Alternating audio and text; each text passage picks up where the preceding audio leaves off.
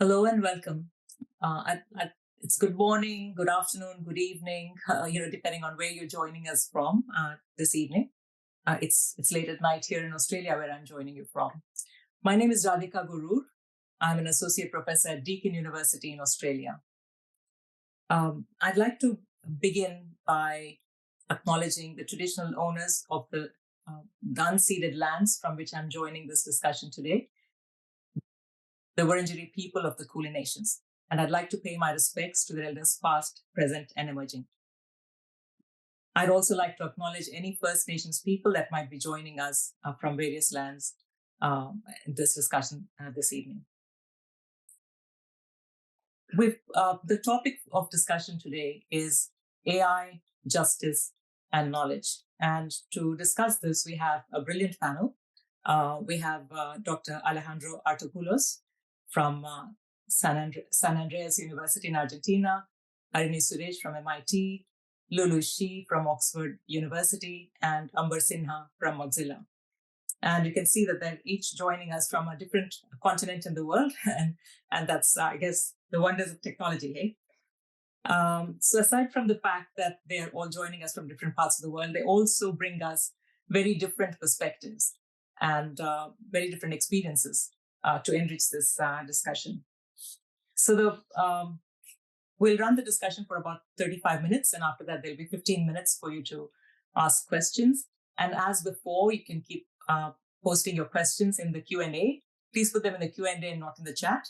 And at the end of the discussion, we'll pick it up and pass the questions on to the panelists who will engage with that. So may I request each of the panelists to first introduce themselves and explain a little bit about how their work engages with this topic of justice, knowledge, and AI. Can I begin with you, Harini, since you're at the top of my screen here? Yeah, hi everyone. I'm really excited to be here. So my background is in computer science. I'm currently a postdoc at Cornell, and I'm an incoming professor of computer science at Brown University. My research is sort of around the broad question of if and how machine learning-based systems could benefit justice and equity. And some of the ways I think about this are asking how we can incorporate knowledge of socio-historical context into these systems, or asking how we can use participatory methods throughout the machine learning lifecycle so that these systems are shaped by more diverse viewpoints. Ik gewoon antwoord 5 uur. Ik gewoon mijn sessie begin 4 uur. Sorry, I think some microphones are not muted. Could I request for everyone's microphones to be please muted except the speaker? Well, I was basically done introducing myself, so we can. Thank you, Harini. Could I invite Lulu to introduce yourself, please? Yeah, sure. Thank you, Radhika. I am Lulu Shi. My background is sociology, and currently I'm in the education department in Oxford University. And my research mainly focuses on the political economy side of education technology. So roughly that means looking into who are the main players in the field, what are their interests, their agenda, and so on, and how they together shape education technology as this landscape. Thank you very much. Alejandro, could I invite you to please introduce yourself? Hi, everyone. I am Alejandro Artopoulos, professor at the Universidad de San Andrés and also at the Universidad de Buenos Aires. I am specialized in digital STS. I am interested in the transition from industrial societies to informational societies, let's say. In particular, I am interested in analyze the socio-technical issues of this transition in education and other areas, but especially in education. I am very interested in try to analyze AI as curriculum. Thank you. Amber, could I request you to please introduce yourself?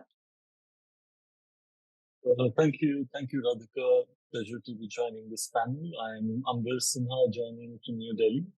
I am a trustworthy AI fellow with Mozilla Foundation, and I am also ending my tenure as Director of Research with Policy Data Institute in Uganda. My focus is on algorithmic transparency and understanding of models which draw from my own sort of training in law. So models that draw from traditional ideas of administrative law and drawing from design theory on how transparency can be delivered to a range of different stakeholders. Thank you very much. And as you can see, I mean, the breadth of experience and disciplinary backgrounds from which this panel draws is quite formidable. So this should be a really exciting discussion.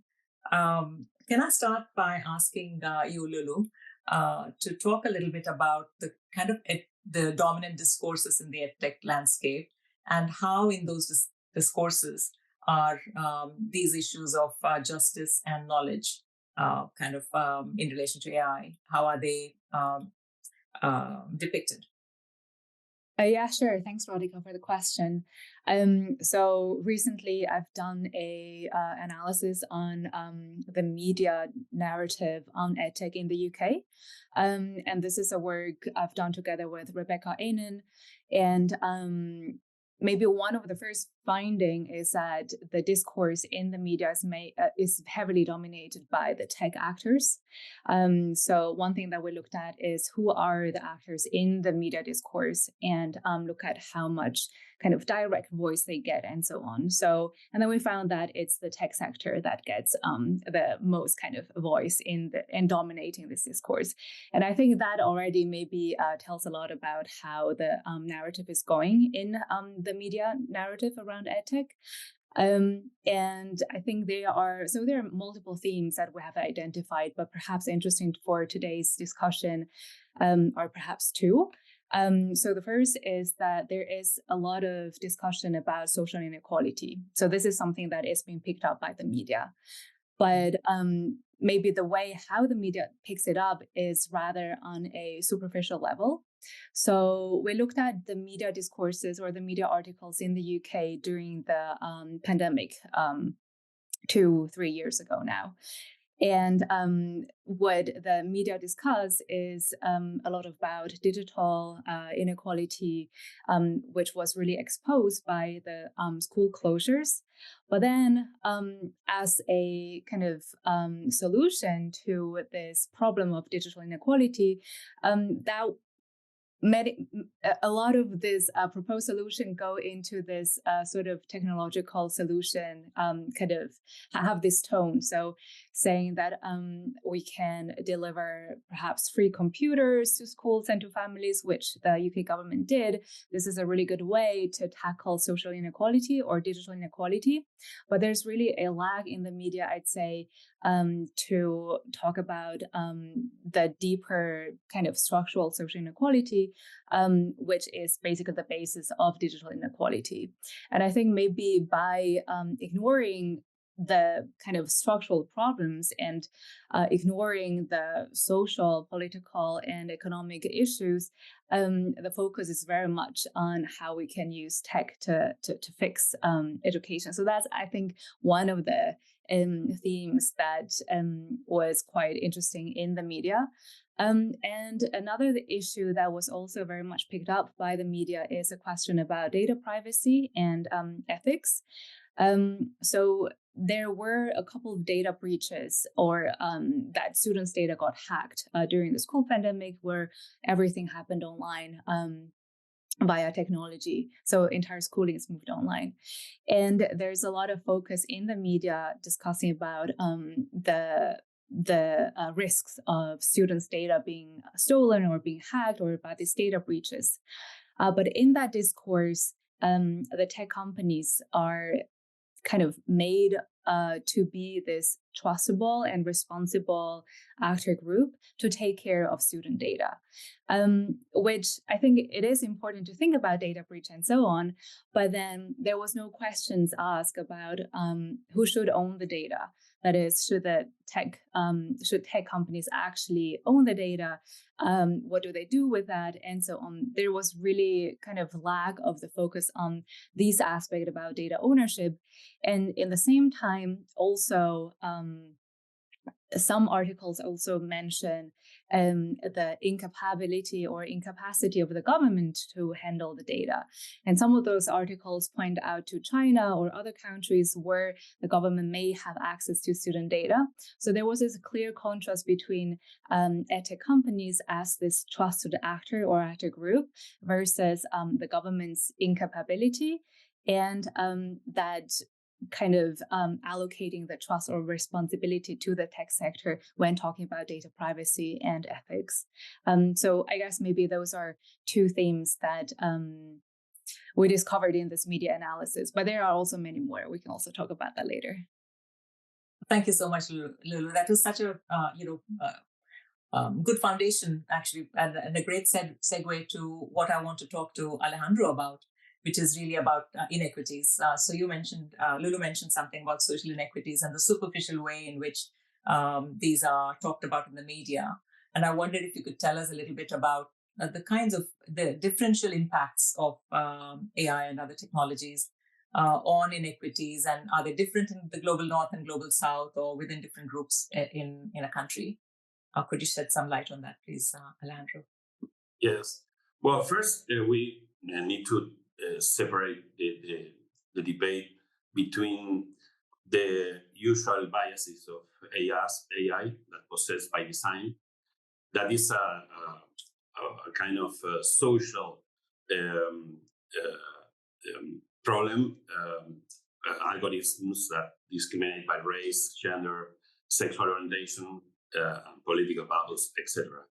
In this case, we can discuss AI in education in different levels. In short, we can say that there are three levels in which AI exacerbates inequalities in education. In particular, let's say we can talk about social linguistic level, socioeconomic, or the traditional digital divide that we experienced during the pandemic, and finally the educational or learning disparities inside the educational systems. At the socio-linguistic level, well, AI often operates primarily in English, and the production of generative AI requires significant investment in machine learning, and data infrastructure, training, automatic training, and human learning training. So companies prioritize English as the priority language. This results in a low quality responses in other languages. So the result is that maybe in countries that are the language is not English, such as Dutch speaker populations or Spanish speaker populations, the access to AI is different.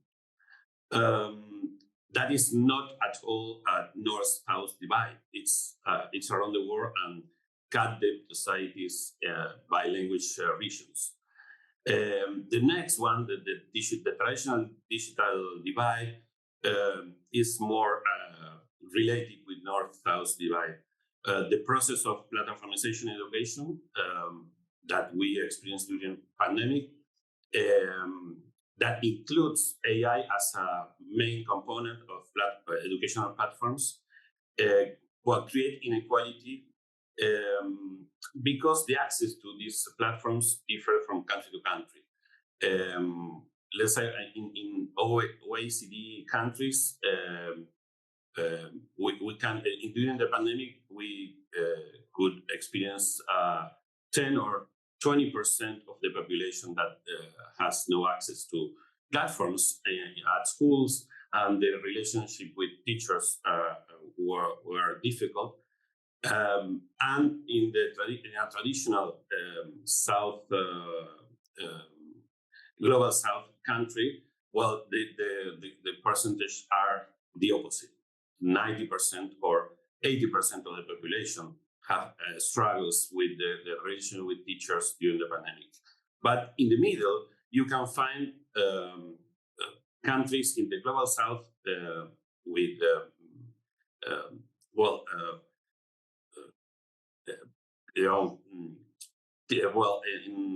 when the platformizations occurs anyway because they have connectivity at home. So during the pandemic, they could connect with teachers fully connected at home with access, but when they return back to school, they lost the ability to teach and learn in a connected way. So it is not a black and white situation in the global south. You can find a lot of different levels of grace. And finally, the learning level, it's related with the educational policies.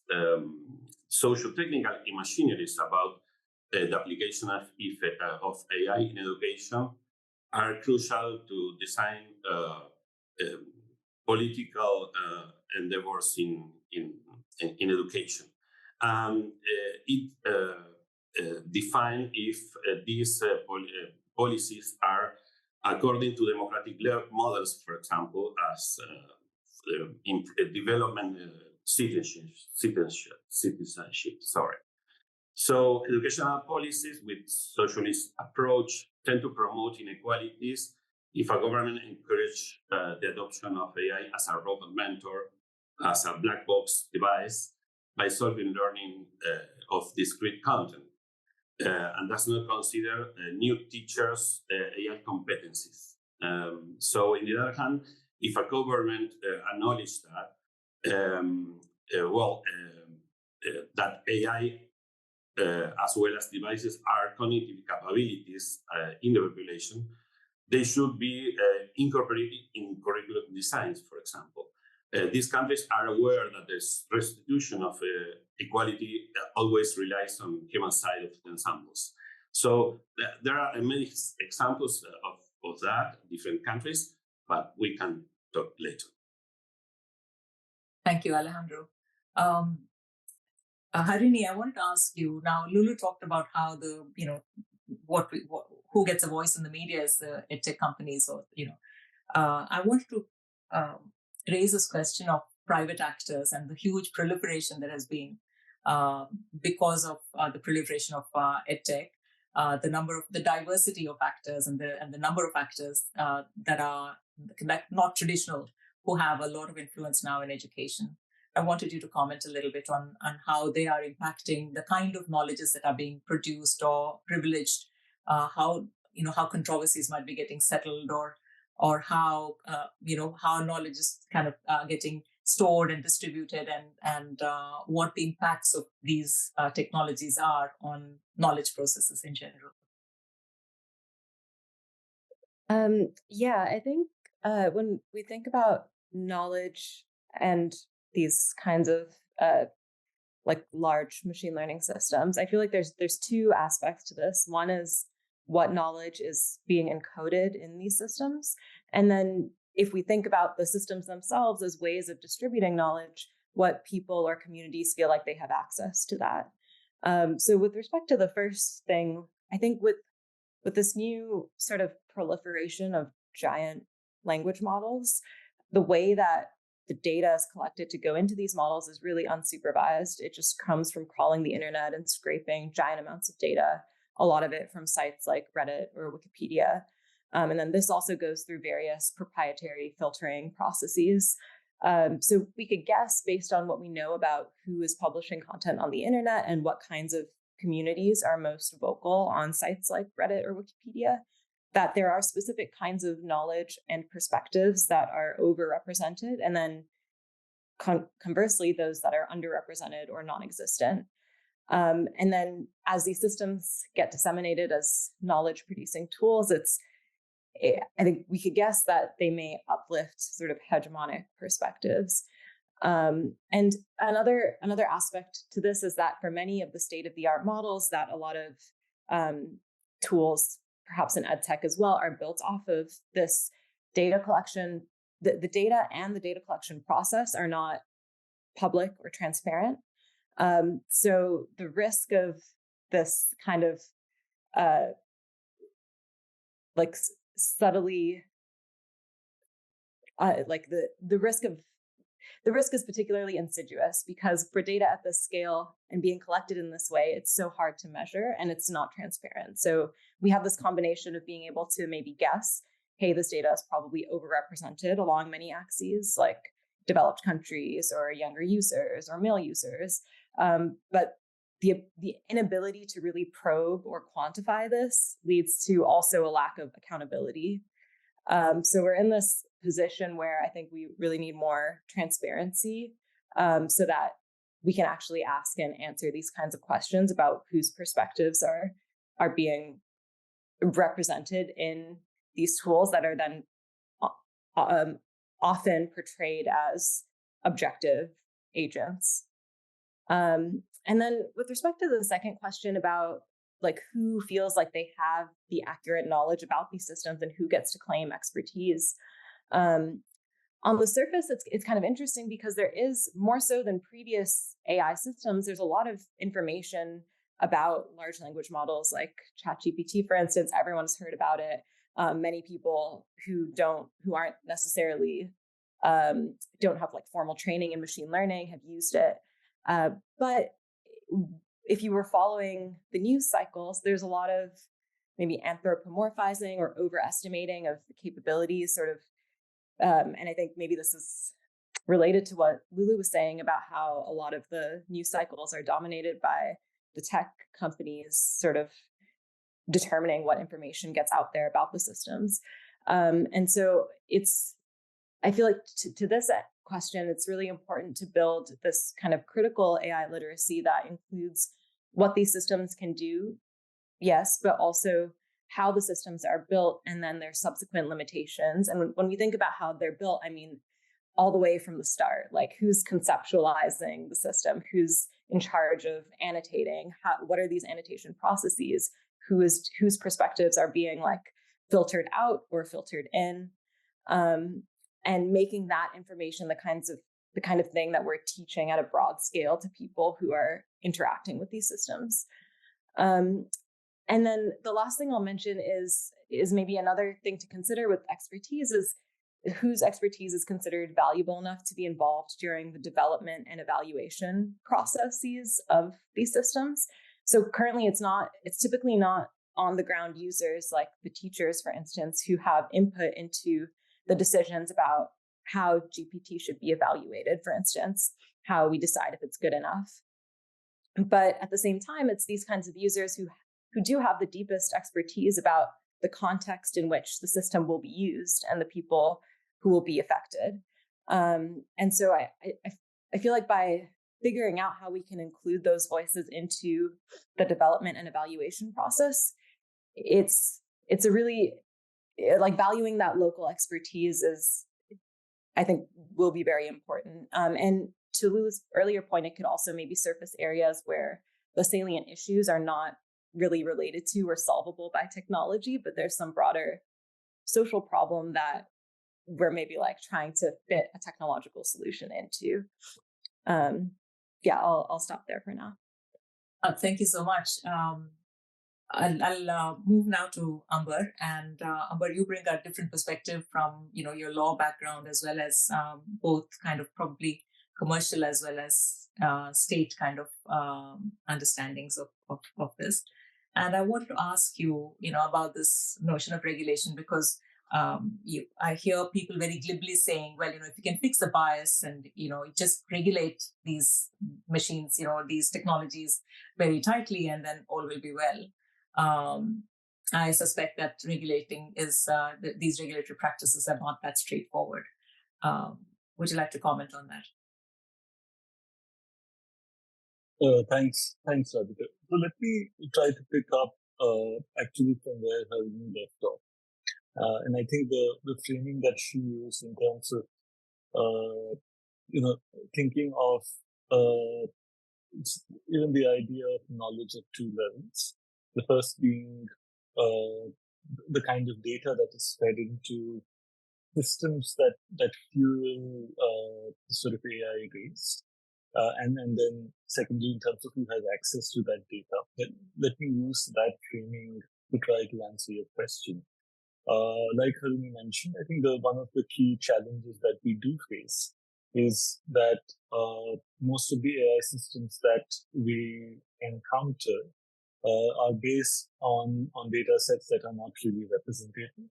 And increasingly, the sort of initiatives and methods of trying to balance that inequity end up being in the form of extremely exploitative and discriminatory data collection practices. So there's an inherent kind of north-south divide problem. And also, I think within different contexts, there will always be more dominant sort of groups whose data is more represented, and consequently, the kind of insights that you get from a system of that nature potentially caters less and less to disadvantaged groups. So that is one sort of clear problem with any kind of data-driven system in that sense.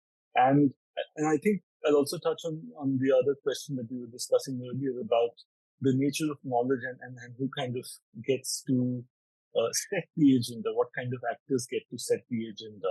I think in education and in research, over sort of several decades, there have been systems that have evolved within academia, which involve where kind of deductive scientific reasoning and ways of demonstrating it, sort of publishing in open access journals, and there being a kind of conversation within the academia and how something becomes an accepted practice.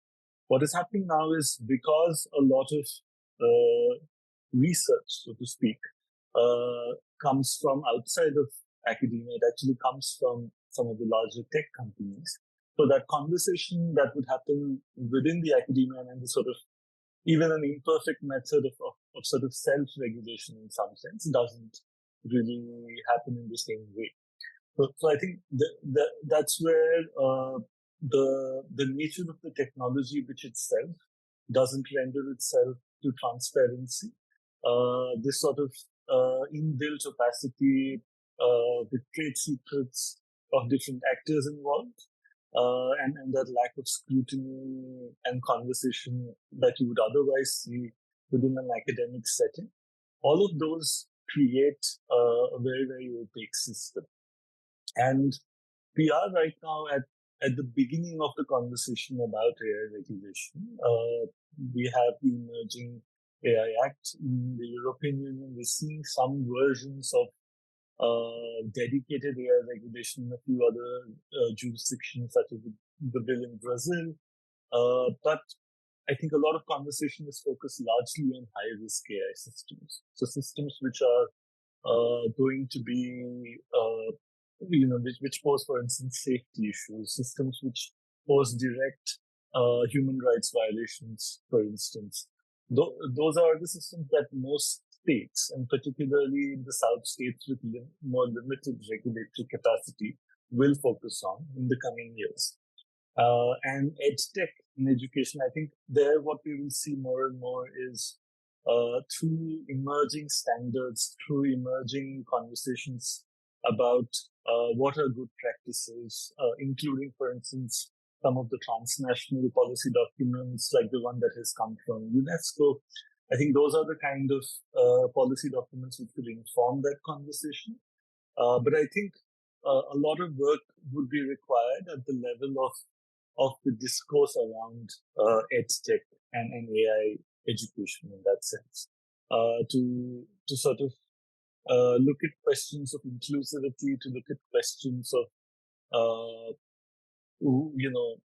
what kind of integration of automation within the sort of system of learning and research is actually useful, and a critical look at what sort of technologies are primarily snake oil or just sort of positioning themselves as solutions without really working that well. So I think I would imagine that regulation, particularly in the AI edge sector, is not going to happen rapidly. It's going to be slower because just in terms of the priority for a regulator, it at the moment doesn't,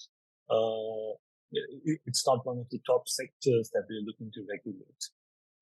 So I think through standardization, through more conversation around best practices, as well as building discourse where we are looking at critical thinking as one of the key sort of ideas behind education and research, and to what extent is it furthered and to what extent is it compromised by the inclusion of automation technology. So I think that those will have to be the kinds of regulatory strategies that will probably work well for EdTech. And I'll pause there. Thank you, Amber. Actually, both Harini and Amber actually already kind of started to presage some of the possible kind of solutions, or not necessarily solutions, but responses or ways to mitigate some of the harms, or to actually, in fact, use, because one of the things that I find very frustrating is that on the one hand, I'm extremely worried about all of these concerns that we're talking about.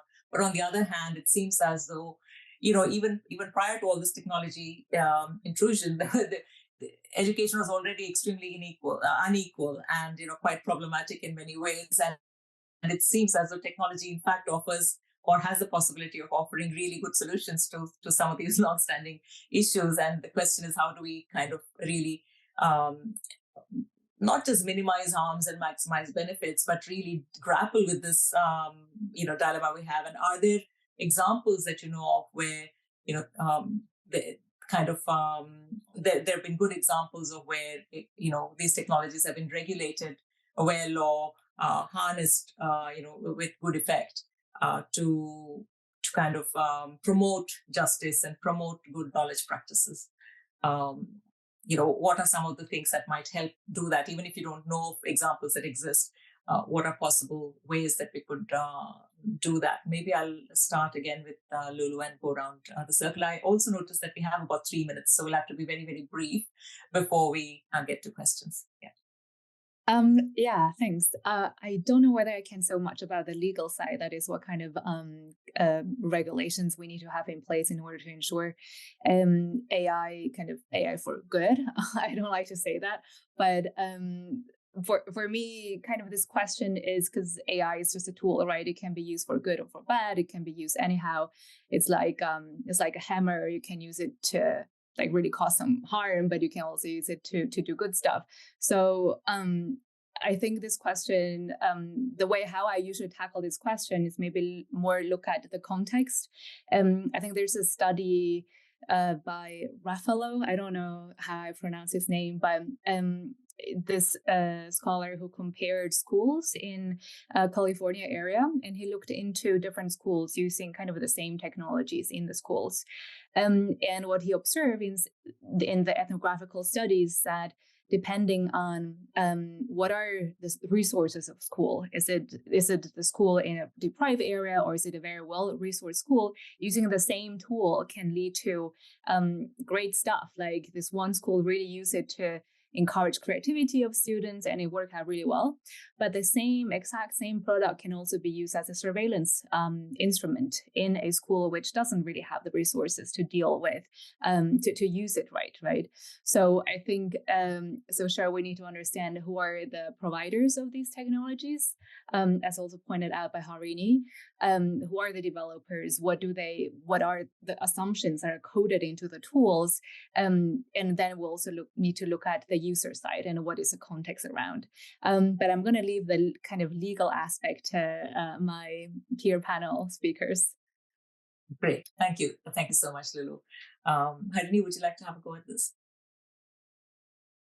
Sure. Yeah. I mean, I definitely agree completely with what Lulu just said. And I also would maybe defer to Amber about the regulatory side of this question. But I guess one way that I think about how to pose the right question is thinking about thinking about it through the lens of power dynamics in the world. So like, is this solution going to amplify already powerful viewpoints, or is there a way that we can think about using systems to actively shift power dynamics, for example, by centering marginalized voices into the development of such systems? So rather than asking, can we build AI to improve education, can we pose the question, are there ways that AI can lessen global disparities in education access? And then to answer that question, center those who are most impacted. And I think we can, as far as examples, one that came to mind thinking about this sort of centering of marginalized voices is this language technology conceptualized and built by the Maori community in New Zealand in response to large-scale language technologies from companies like Google, which performed quite poorly for small indigenous languages that just didn't have nearly as much data available.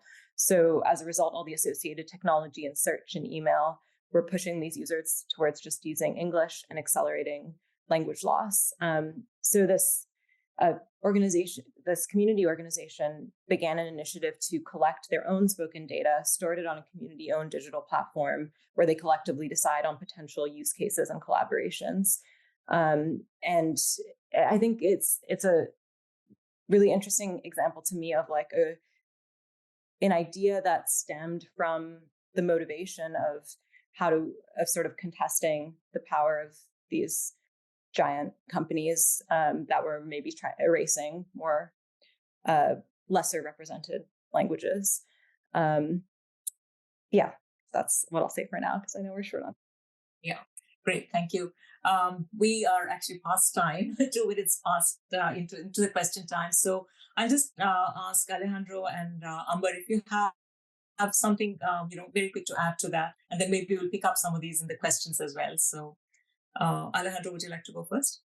Yes, I want to add to the Hari example that there are a lot of very good examples about social society activity around projects of language-based technologies. I remember Talking Points, that is a platform that connects or communicates teachers and parents with difficulties with English in the US.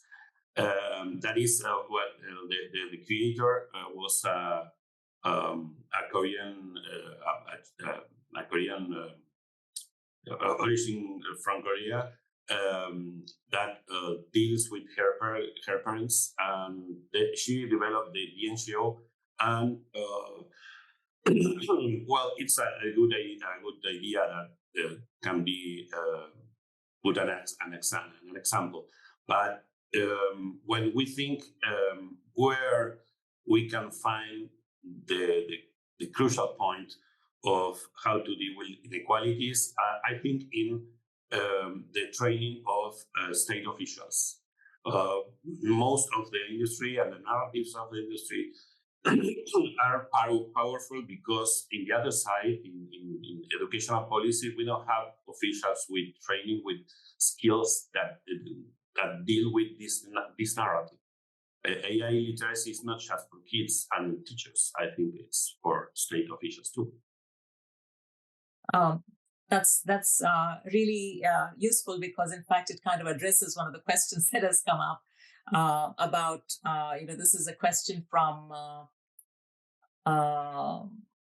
Jerry Williams, who says, what steps can governments and organizations take or what are they taking to foster responsible AI development and ensure that AI is used as a force for justice and equity rather than reinforcing existing disparities? So Alejandro's answer started to hint at some possible ways that can happen, and I'm wondering, Amber, if you were able to respond to that question, also in the process maybe answer the previous question about good examples or good ways of using AI for justice and good knowledge practices.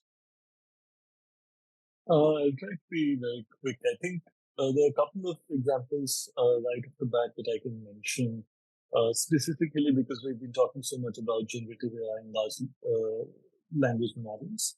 So there's the Open Voice project, which is shepherded by Mozilla Foundation, which aims to collect, which is basically an open source repository where people can provide, basically contribute voice data, and they also work with various researchers and communities across the world to facilitate greater collection of data, particularly in languages that are underrepresented. So that's voice data. Then apart from that, there's on voice, there's a government project in India called Bhashini, which is one of the larger repository of non-Latin voice data sets available in the world, and that focuses on Indian languages specifically. And I think in terms of the broader question, there are obviously things that can be done much better by AI, or if I have to say broadly, by using automated technologies. It definitely makes, I think, data collection and data analysis much easier. And then there are more obvious things, in kind of education and research that perhaps on the face of it don't seem like such good ideas, right? So like Ben was mentioning, particularly in terms of the creative arts, we're seeing a lot of opposition to adoption of generative content and the ways in which it is extremely extractive and exploitative. So I think in that sense also there are various ways in which we might use technology in education, and we need to sort of carefully navigate that path. Thank you, Amber. There's a question, very interesting question from Anna Conover, and she asks whether, since AI produces outputs that seem human produced, what implications do you see for democratic practices such as deliberation? What kind of pedagogies are needed to prepare citizens in a world where AI is pervasive? I suppose it's like when you don't know whether it's an AI participating or a human participating. And how can deliberative democracy or participatory democracy occur in that? What are the dangers inherent there? Who wants to have a go at that? Well, I try. I think that the key issue here is to try to think about hybrid solutions, not just human against machine. I think most of the problems that we are faced right now is that in many cases, in many schools, many countries, it is impossible to think out of the human-machine divide. So in some cases, the deliberation that maybe could took place is related to imagine a hybrid future, how to develop a hybrid learning or hybrid education that is out of the industry narratives. We need to own how we think about these educational futures. Thank you, Alejandro. And Amber, did I see that you were looking to answer that question as well? Would you like to have? Yeah, I mean, I'll just quickly add that I think there are already some regulatory measures that are emerging in response to that. So there were sort of later edits to the AI Act in EU, for instance, which included within the definition of self-identification of AI systems, also self-identification of content that is created by AI systems. So, and again, how do we do that remains an open question, but we're looking at kind of solutions such as watermarking and things of that nature emerging. But these are all going to be very, very tricky things to enforce.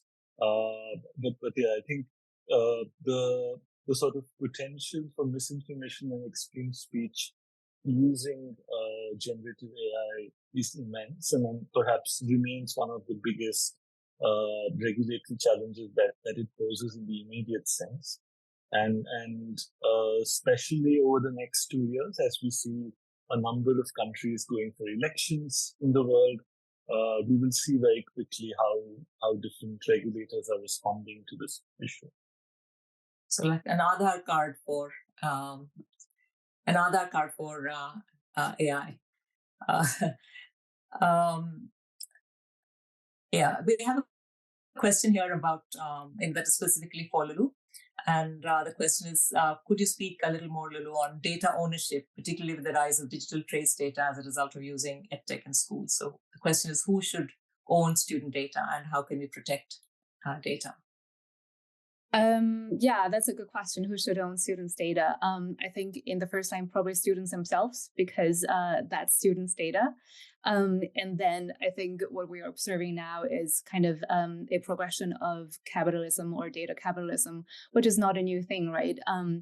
How tech companies are extracting data and using that to make their own profit gains.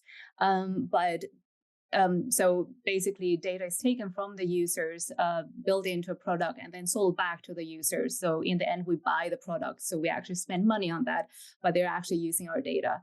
And I think we need to think about how can this be shared amongst people rather than thinking about it in such an extractive way.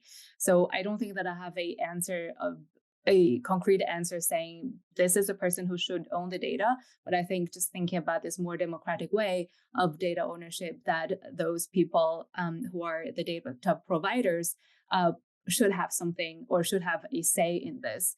And I think that maybe leads also to a question of digital education or education technology in general. Meaning that, so who should be providing these technologies? And currently it's really the private for-profit sector, tech companies providing these products, and these products are proprietary. Therefore, the data is proprietary, right? And with increasing defunding of the education system and privatization of education system, this is happening more and more. But maybe we should have a conversation about, should it be the government's responsibility to kind of provide an IT infrastructure of this tech infrastructure for schools, because we are talking about education as a public service or public good. But this is kind of not really happening at the moment. And with increasing digitalization, we can also see this funding model as such going more towards education being funded by VC and private equity rather than by taxpayers' money. Therefore, it's getting out of the public control. So back to the question, who should own the data? It should be kind of, if I can give a broad answer, it should be the public. Thank you, Lulu. There are a couple of questions on assessment. And I'm just looking, I don't know if that's particularly the area that the panel would like to comment on, but I'll read the questions anyway. One is about what are the key implications of AI on conventional assessments in education? And the second question is about how can we use AI to assess students' social and emotional learning outcomes in the classroom setting? I don't know. First of all, do we want to? And next, how might we do it? I don't know if, does anyone want to respond to those questions on assessment?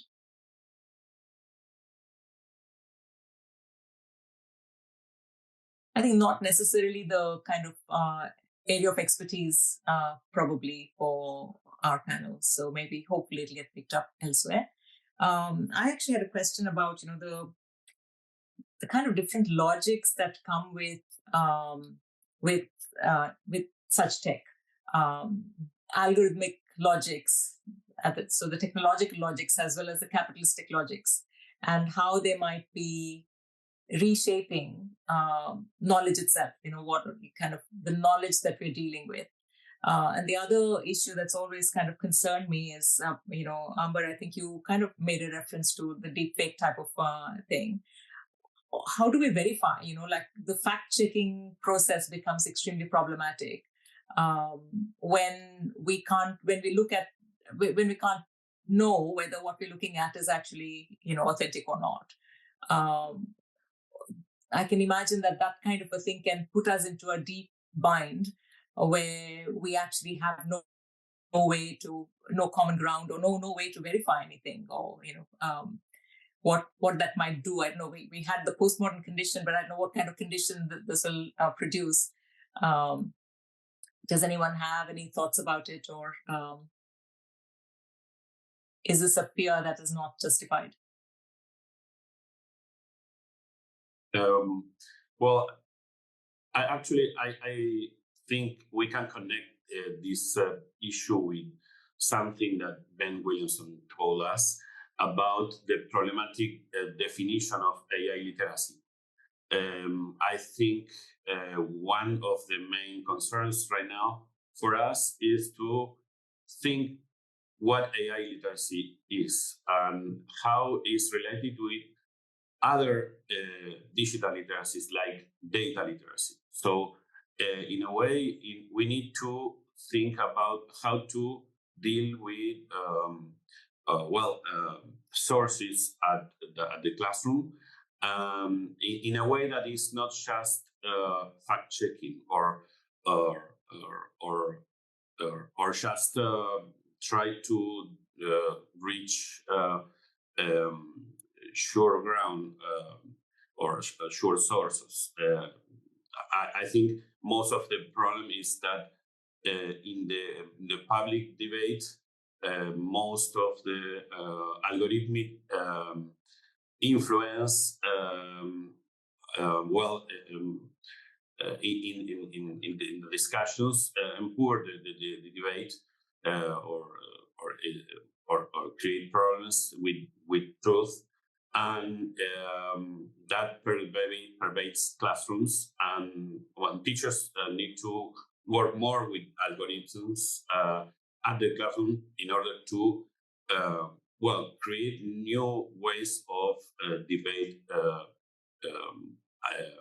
in a safe place, but with algorithms. That is the problem right now, I think.